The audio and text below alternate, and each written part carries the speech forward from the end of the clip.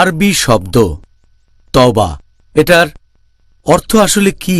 আমি এটার সাধারণ সংজ্ঞাটা জানতে চাই, পাশাপাশি ইসলামিক দৃষ্টিভঙ্গিটাও জানব। এই আরবি শব্দ তওবা এর অর্থ হচ্ছে ফিরে আসা বা প্রত্যাবর্তন, আর ইসলামিক পরিভাষায় শরিয়া অনুযায়ী এর মানে একজন মানুষ সেগুলো ত্যাগ করেছে যেগুলো আল্লাহ সুবহানাহু ওয়া তাআলা নিষেধ করেছেন, আর ফিরে এসেছে সেই সব জিনিসগুলোতে যেগুলো আল্লাহ তাআলা নির্দেশ দিয়েছেন।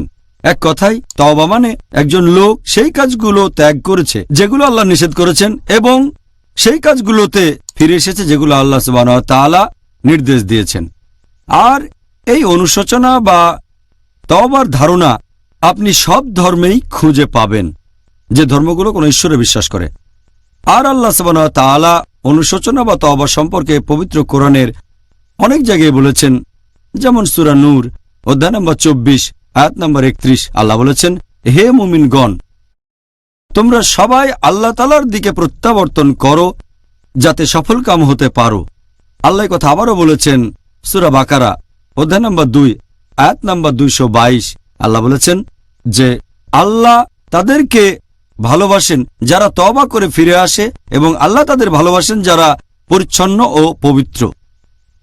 আর একই ধরনের কথা আছে আমাদের প্রিয় নবী মুহাম্মদ সাল্লাল্লাহু আলাইহি ওয়াসাল্লামের হাদিসে, এটা আছে সহিহ বুখারীতে খণ্ড নম্বর 8 বুক অব সাপ্লিকেশনস হাদিস নাম্বার 6309। আমাদের প্রিয় নবী মুহাম্মদ সাল্লাল্লাহু আলাইহি ওয়াসাল্লাম বলেছেন, আল্লাহ সুবহানাহু ওয়া তাআলা খুব খুশি হন যখন তার বান্দা তওবা করে ফিরে আসে। হারানো উট খুঁজে পেলে তোমরা যতটা খুশি হও আল্লাহ তার চেয়ে বেশি খুশি হন। তার মানে আল্লাহ সুবহানাহু ওয়া তাআলা খুব সন্তুষ্ট হন যখন কেউ অনুশোচনা করে, ক্ষমা প্রার্থনা করে, আল্লাহ তাআলা ক্ষমা করেন। তাহলে এক কথায় তওবা মানে অনুশোচনা, সেই সব কাজ ত্যাগ করা যেগুলো আল্লাহ সুবহানাহু ওয়া তাআলা নিষেধ করেছেন, আর সেই কাজে ফিরে আসা যেগুলো তিনি নির্দেশ দিয়েছেন। অন্য কথা, এটা আল্লাহর অপছন্দের কাজ থেকে পছন্দের কাজে পাড়ি জমানো। সুবহানাল্লাহ, আল্লাহ তাআলা যেন আমাদের তওবাগুলো কবুল করেন ইনশাআল্লাহ। ডক্টর জাকির, আপনি কি বলবেন যে তওবা আর মাগফিরাত এই দুইটার মধ্যে পার্থক্যটা আসলে কি? মাগফিরাত মানে যতদূর জানি ক্ষমা প্রার্থনা, মাগফিরাত মানে ক্ষমা প্রার্থনা, আর ইস্তেগফার মানে ক্ষমা প্রার্থনা করা। ইস্তেগফার এর মানে দুটো হতে পারে। একটা মানে হচ্ছে যখন এটাকে তওবা শব্দের সাথে ব্যবহার করা হয়, আরেকটা মানে হচ্ছে যখন শব্দটা একেবারে আলাদা। যখন শব্দটা আলাদা থাকে তখন এর মানে আগের মতোই থাকে। আলাদা ব্যবহার করা হলে শব্দটার অর্থ আগের মতোই থাকে।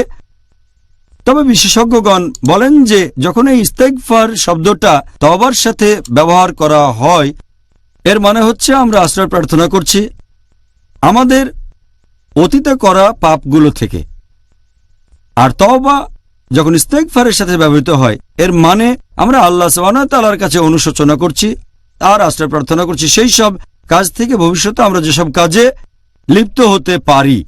তাহলে ইস্তেগফার মানে হচ্ছে সেই কাজ থেকে আশ্রয় চাওয়া অতীতে আমরা যেগুলো করেছি, আর তওবা মানে সেই কাজ থেকে আশ্রয় চাওয়া ভবিষ্যতে দুর্ভাগ্যজনকভাবে আমরা যেসব কাজে লিপ্ত হতে পারি। এই হচ্ছে পার্থক্য। আলাদা ব্যবহার হলে এর অর্থ আগের মতোই থাকবে, আর তওবার সাথে ব্যবহৃত হলে দুটো আলাদা মানে হবে।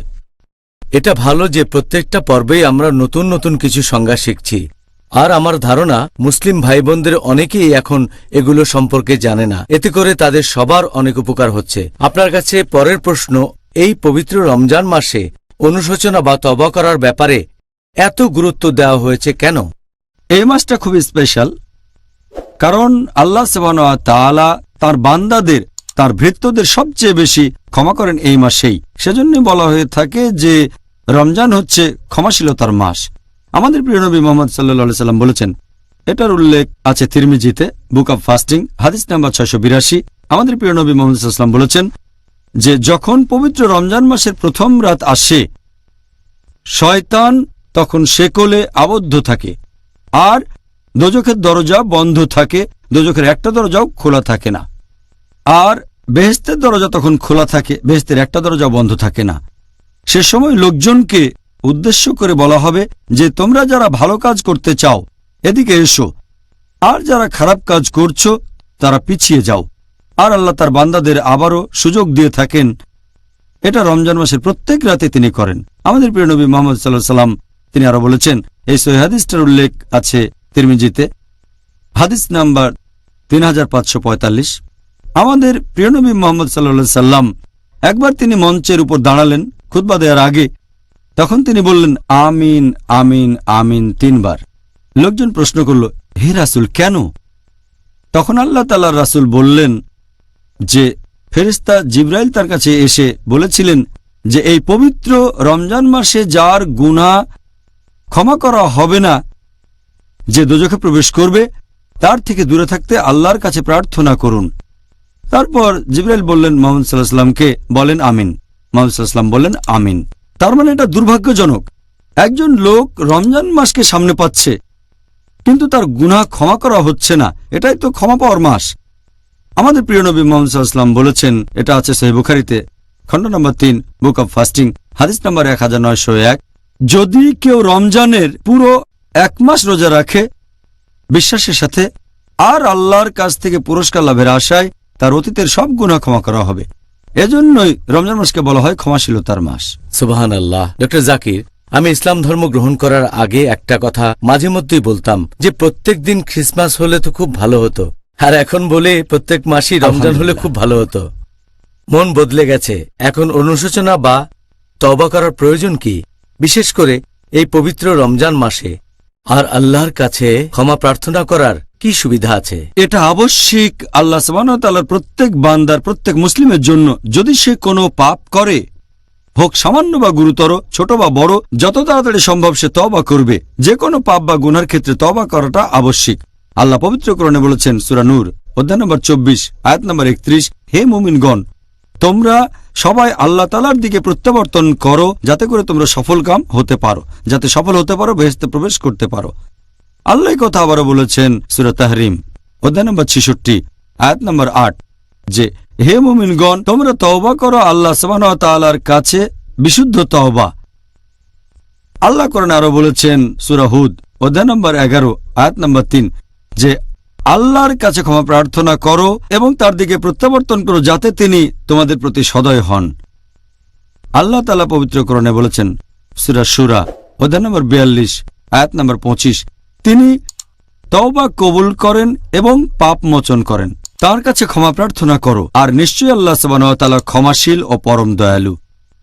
আল্লাহ পবিত্র কোরআনে বলেছেন সূরা মাইদা অধ্যায় নম্বর 5 আয়াত নম্বর 39, যদি একজন চোর অনুশোচনা করে আর নিজেকে সংশোধন করে, তওবা করে যদি নিজেকে বদলে ফেলে, তাহলে আল্লাহ সুবহানাহু ওয়া তাআলা তার তওবা কবুল করেন, কারণ আল্লাহ সুবহানাহু ওয়া তাআলা তো ক্ষমাশীল ও পরম দয়ালু। আল্লাহ এই কথা আবারও বলেছেন সূরা মাইদা অধ্যায় নম্বর 5 আয়াত নম্বর 74, যে তোমরা আল্লাহ তাআলার কাছে ক্ষমা প্রার্থনা করো কারণ তিনি ক্ষমাশীল ও পরম দয়ালু। পবিত্র কোরআনের আয়াতের পাশাপাশি অনেক হাদিসেও তওবার গুরুত্বের কথা বলা হয়েছে। যেমন ধরেন, আমাদের নবী মুহাম্মদ সাল্লাল্লাহু আলাইহি ওয়াসাল্লামের একটা হাদিস আছে সহিহ বুখারীতে, খণ্ড নম্বর 8, বুক অব সাপ্লিকেশনস, হাদিস নম্বর 6307। আমাদের প্রিয় নবী মুহাম্মদ সাল্লাল্লাহু আলাইহি ওয়াসাল্লাম তিনি বলেছেন, আমি প্রতিদিন 70 বারেরও বেশি বার ক্ষমা প্রার্থনা আর তওবা করে থাকি।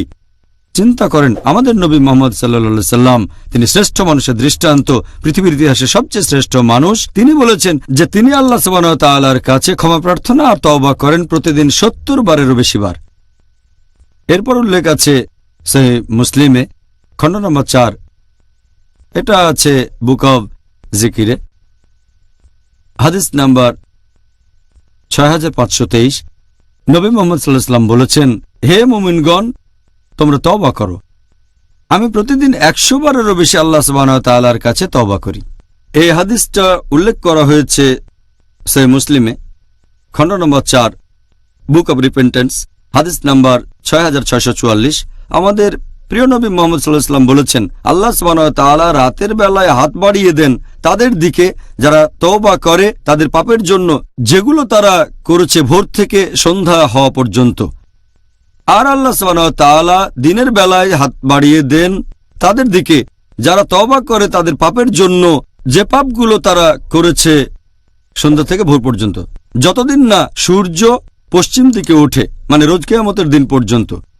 তার মানে আল্লাহ কিয়ামতের দিন পর্যন্ত আমাদের ক্ষমা করবেন যে তওবা করবে। একই ধরনের হাদিস এটা আছে সহি মুসলিমে, খণ্ড নম্বর 4, বুক অব জিকির, হাদিস নম্বর 6525।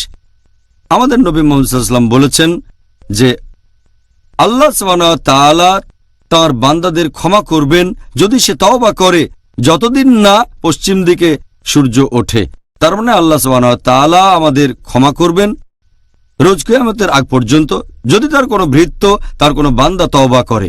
এছাড়াও উল্লেখ করা হয়েছে সহিহ বুখারীতে, খণ্ড নম্বর 8, বুক অব রিকাক, হাদিস নাম্বার 6438। আমাদের প্রিয় নবী মুহাম্মদ সাল্লাল্লাহু আলাইহি ওয়াসাল্লাম বলেছেন যে যদি কোনো আদম সন্তানকে দেয়া হতো 1 পাহাড় স্বর্ণ, সে তারপরও দ্বিতীয় একটা পাহাড় চাইত, আর যদি তাকে দেওয়া হতো 2য় স্বর্ণের পাহাড়, সে 3য়টা চাইত। কারণ ধুলা ছাড়া আর কিছু দিয়েই আদম সন্তানের পাকস্থলী পূর্ণ হবে না। এখানে মানুষের লোভের কথা বলা হয়েছে। আল্লাহ তাআলা তাকে যতই নিয়ামত দিন, সে একটার পর একটা চাইতে থাকে। আসলে তার তওবা করে ক্ষমা প্রার্থনা করা উচিত।